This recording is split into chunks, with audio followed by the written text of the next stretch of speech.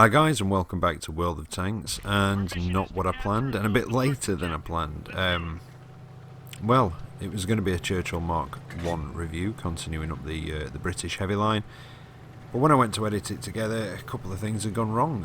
One of my replay files had corrupted for some reason, so that was a bit of a pain. I did have a backup, but then also some audio for some reason had not recorded, so it sort of got to a point where it's a bit too late to redo it. So I've ended up throwing together a bit of a quick random destruction, and yeah, a couple of, well, at the risk of a spoiler, a couple of gutting fails actually. You know, they were, yeah, I think the mistake was probably mine in both of them. But yeah, it's still just a bit disappointing. Disappointing that it was, you know, a defeat, and also a bit disappointing in myself making a silly mistake, if you see, you know, get my meaning. Now, I was a bit unprepared for it, so I've not got everything to hand, armour values, etc. But I'm in the Type 59. It's Ghost Town. It's a Tier 9 match, and it's an encounter. Very good sort of all-rounder, the Type 59. Very versatile. It's got a good hull. I think it's 100mm on the front. I want to say 80 on the sides and 60 on the rear, although I could be slightly wrong on that, but the turret is very good. It's something like 200 on the front, 130 and 60 sides and rear. Decent rate of fire on the gun at 7.3 rounds a minute. Now, these are all from memory, so I might get the odd one wrong, and I believe it's 181 penetration with around 250 damage, well, average damage, should I say. Now, in Tier 9 matches, you do have to play it a bit more cautiously. Well, like you would with anything, really. You know, you don't. If you're not top tier, you don't want to go blazing in there, because you're just going to get, well, you're going to get your arse kicked, aren't you? But I'm going to face down this Tiger 2. If I can get up to him, kind of at the right angle, I can hopefully bounce his return shots. And I bounced, yeah, I bounced a couple there. Managed to land a couple myself, got round beside him, and this is where you can really go to town in the Type 59. It's a very good up close brawler. You know, if you keep sort of dodging backwards and forwards, that turret is very bouncy. Prevents him from getting shots on your commander's cupola, and with the sort of ill-timed shots at your turret, with you moving backwards and forwards, it will bounce a lot of rounds. And you're never going to see higher than Tier 9 as well, which is always good. I was a bit late on the trigger there. Somebody else took him out first, but I've built up a bit of, well, I wouldn't say confidence, foolishness, maybe a more accurate word. Now I've got the side of an IS-3, and yeah, I think I probably should have aimed that properly. This was from the other day, and I was in, well, from the way I'm playing, feeling a bit sort of flippant and a bit like, you know, carefree, it seems. But I'm doing a bit of damage to that IS-3. It's not too bad. He's giving me a bit of a slap in return, but nothing too savage.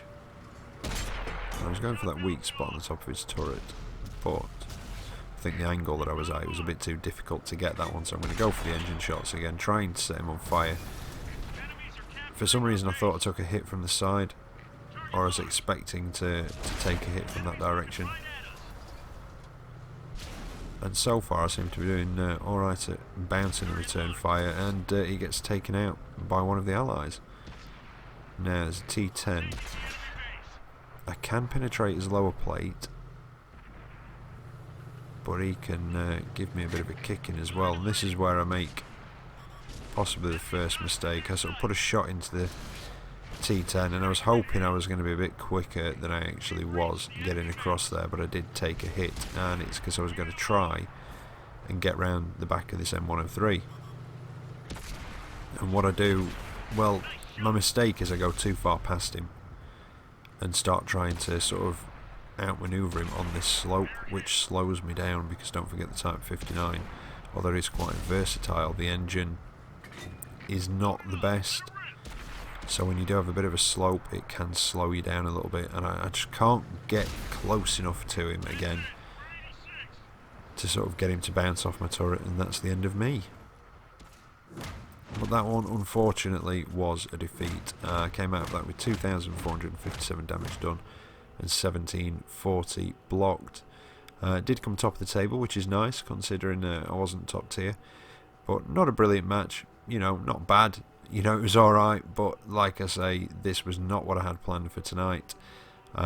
What actually happened was the portable hard drive that I used to store a lot of my replays and backups on, I kind of dropped it by accident the other day, and nearly everything is alright, but unfortunately it seems that the folder, I don't know whether it's scratched the disk in that location or something, but yeah, that folder is not working very well, and some of the stuff I've put in is sort of corrupted slightly. So yeah, bit of a cock up there, but I've got most of the stuff back, so it's alright. But like I say, this was a bit unexpected. Now, I'm in the Grostraktor. I didn't get this one the other day in that package. I've had the Grostraktor for a while now. Might have even been one of the first premiums I bought back in March, April, maybe, when it was on sale back then on the PlayStation 4. I don't know about when it's been on the Xbox, but that's how long I've had it. I don't play it particularly often, but I thought I'd take it out to do a bit of crew training in it, because it's something a bit different.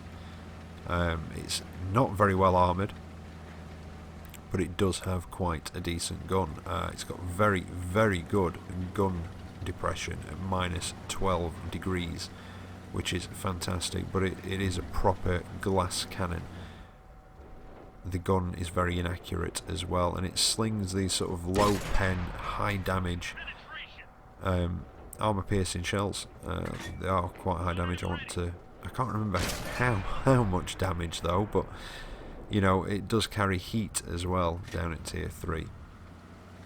But the HE shells do more damage and don't have much less penetration, to be honest. But it is a very slow shell velocity, so you do have to lead sort of distant targets quite a lot, and like I say, very inaccurate. I think it's like 0.52 for accuracy or something ridiculous like that. But it is very good at working the ridge lines. But like I say, you do have very, very poor armour. You can bounce a few shots from the lower tier. You know, the sort of spray and pray guns, those low tier, almost heavy caliber machine guns. You can bounce the odd shot from those if you angle properly. But, you know, don't count on it. And that seems to be a bit of a problem with the Grostraktor, because with it being a glass cannon, you generally have to stay back, but you don't have the accuracy to do so. So, yeah, it can be a bit of an issue. I mean, as you can see there, I did take a bit of a beating. I might have bounced the odd shot as well, though. But this is where it comes into its own, working these ridge lines with that fantastic gun depression.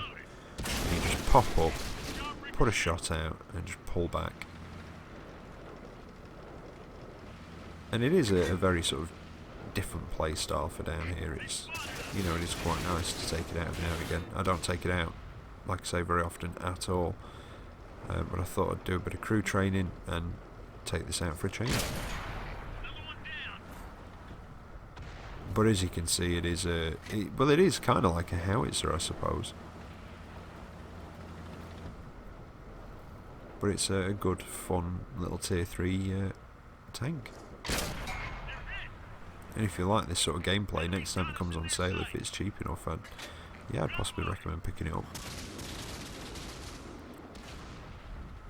But like I say, that accuracy is very poor. Although, as I say, the accuracy is very poor. You know, I hit a target that I've not even fully aimed at.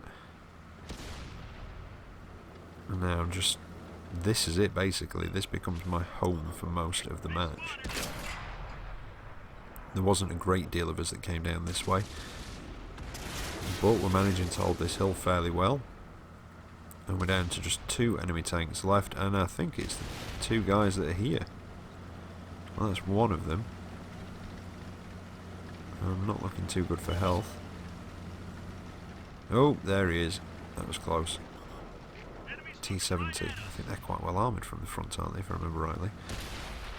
And just while we're playing a bit of dodge rock around here, I do like these winter maps. I didn't notice or read anything about them coming out. Oh, can I get him? Can I get his turret? Where is he? There he is. Go on. No. Mine bounced. I did get the shot off, but it bounced. But yeah, I do like these winter maps. I'm not keen on the winter Himmelsdorf. It looks very nice, but when you're in a light tank, which is the only tank I've been in it on, the snow sort of drifts that are in the middle of the roads become, well, a major pain in the arse, because they slow your light tank down and you're just bouncing all over them. So yeah, it looks nice, but I'm not too keen on those lumpy bumpy snow bits in the road on Himmelsdorf. But the other winter maps I've been on, Muravanka and Tundra, look absolutely gorgeous. So well done to Wargaming, they look fantastic. Anyway, not a massive amount of damage, 679, but I did come top, but it was only a tier 3 match there on Tundra Winter. I think I forgot to say that at the beginning. But not a bad little tank, like I say, the Grostraktor. It's alright, you don't tend to see many of them about, 'cause they're not really for everybody's tastes, like I say, with them being that glass cannon play style and with the poor accuracy. It sort of doesn't tend to go well together. Anyway, last of the replays, and well, it's another encounter. It's on Wide Park. It's a tier 8 match, and I am in my faithful Gorynych KV-5. I do like taking this out every now and again. I just find it fun. I don't know, it's just one of those tanks I can take out and have a bit of fun in, and normally earn a decent amount of credits while doing so. Very well armoured tank. It's 180 on the front, 150 on the sides and rear, and I think the turret is the same. Fairly decent rate of fire on the gun. I want to say around 6 point something rounds a minute, and around 167 pen, maybe 300 damage, roughly, I think. But again, I was a bit ill prepared for this, so I do apologise. It was very, very last minute, which is also why this video is going to be going up very, very late as well. So I'm going to do my usual and go across to the eastern side. Normally you get a fair amount of the team that pile across towards that bridge end, and this end gets neglected slightly, and it's kind of a, you know, there's quite a bit of cover with the train tracks and what have you, and the train carriages to work your way down towards the centre of the map, so it's not a bad way to go. The only thing you do have to watch out with on the Gorynych, of course, is, well, your sort of machine gun turret, commander's cupola type thing on top. I'd say more a machine gun turret is, yeah, pretty much a weak spot, and the large machine gun turret on the front, the R2D2 one, is a very bad weak spot as well. So again, at range, you know, it can still bounce, and you know, it becomes harder to hit and you can move about a bit, and if you're side scraping, of course, you can manage that weak spot quite easily. And I find with the Gorynych that occasionally the rate of fire, it's a bit like with the KV-4, you're used to the Russian tanks having these big alpha damage, very slow firing guns, and sometimes the rate of fire on the KV-5 and the KV-4 can catch people out a little bit, and they'll pop out, you know, expecting you not to be reloaded. It doesn't happen all the time, but you know, every now and again it can catch them out, and it's quite nice when it does. Now I was going to go for that 50B down there, but something else gets my attention. Not sure if it's the KV-85 that tracked me, but he's got my attention now. And I just put a nice one just through his front plate. Although there wasn't much to shoot at, I was quite pleased that that went in. I've got the side of an IS-3. No, just damage the tracks a bit, and then I take some damage. I wasn't entirely sure where that came from. The Crafts Panthers caught my eye, although there's that, oh, it wasn't a 50B, sorry, 5100. Yeah, there's a couple of heavies down there which may be looking in my direction, so I'm going to move down here, get round the side of this building, and my intention was to ram the Crafts Panther, but he, well, I think he denied it me a bit, which was unfortunate, so I'll put a shot into the Tiger, or at least in his direction, put it into the Crafts Panther as I'm forcing him back. And he's going for the right spot, but just not enough, and I managed to take him out. And the Tiger, well, he seems to have failed to notice the rather large Russian angry tank on his flank, and now he's a burning wreck. So who's next? Oh, Mr. KV-5, KV-85 even, sorry. I remember you. No, it might be 340 damage, or 330. Anyway, forget the damage. Like I say, I'm very ill prepared for this one, so I do apologise. I will get my act together for tomorrow. But yeah, last minute. Now, T28. Ooh. Yeah, back off a bit. Yep, that's why. Took a hit from him. Now, I will struggle to get through that with the penetration on this. I managed to take out the KV-85 though. And I probably would have to switch to premium ammo, and that's when the CDC rushes me to get around behind me, but I start turning the hull and the turret at the same time. I managed to take him out just as somebody else hits him, I think. T28 puts one into me, but he takes a few hits of his own, and that was very unexpected. I really did not expect to hit and penetrate that cupola then, so I was very happy and surprised about that. Now the match is not particularly going in our favour. It's 9-11. We could pull it back possibly.